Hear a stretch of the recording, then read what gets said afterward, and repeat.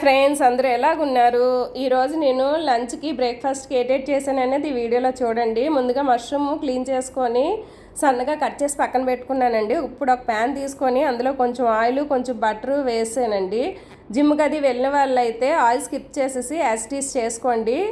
ఇప్పుడు సన్నగా చాప్ చేసుకున్న గార్లిక్ వేసి కొంచెం బంగారు రంగులోకి వచ్చిన తర్వాత కొంచెం జీలకర్ర వేసానండి. అది కొంచెం వేగిన తర్వాత ఆనియన్ క్యాప్సికమ్ వేసి అవి కొంచెం వేగిన తర్వాత ముందుగా కట్ చేసి ఉంచుకున్న మష్రూమ్ పీసెస్ కొంచెం సాల్ట్ వేసి కొంచెం 2-3 మినిట్స్ వేగిన తర్వాత ముందుగా బాయిల్ చేసి ఉంచుకున్న రైస్ వేసేసి ఇందులోనే పెప్పర్ పౌడరు, జీరా ధనియా పౌడరు, చిల్లీ ఫ్లేక్స్ వేసేసి బాగా కలుపుకొని సాల్ట్ చాలపోతే ఒకసారి చూసుకొని సాల్ట్ వేసుకొని కొత్తిమీర వేసుకొని దించేసుకోవడమేనండి.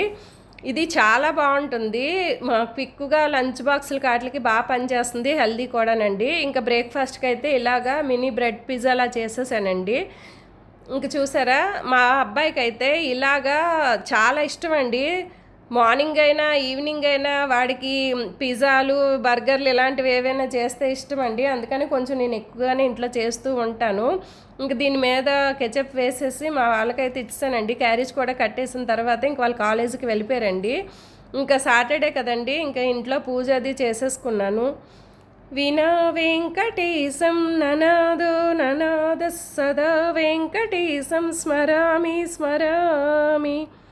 హరే వెంకటేశ ప్రసీద ప్రసీద ప్రియం వెంకటేశ ప్రయచ్చ ప్రయచ్చ. ఇంక నేను టెంపుల్కి కూడా వచ్చానండి. ఇంకా స్వామివారి దర్శనం అదే అన్ని చేసుకొని పంతులు గారు కొంచెం సాయం చేయమంటే చేసేసి ఇంక ఇంటికైతే వచ్చానండి. నేను మార్నింగ్ నుండి ఏటి తిన్నండి, ఇంకా డీటాక్స్ వాటర్ తప్పించి ఇంకా వచ్చిన వెంటనే లంచ్ చేసాను. టేస్ట్ అయితే సూపర్గా ఉంది, మీరు కూడా ట్రై చేయండి.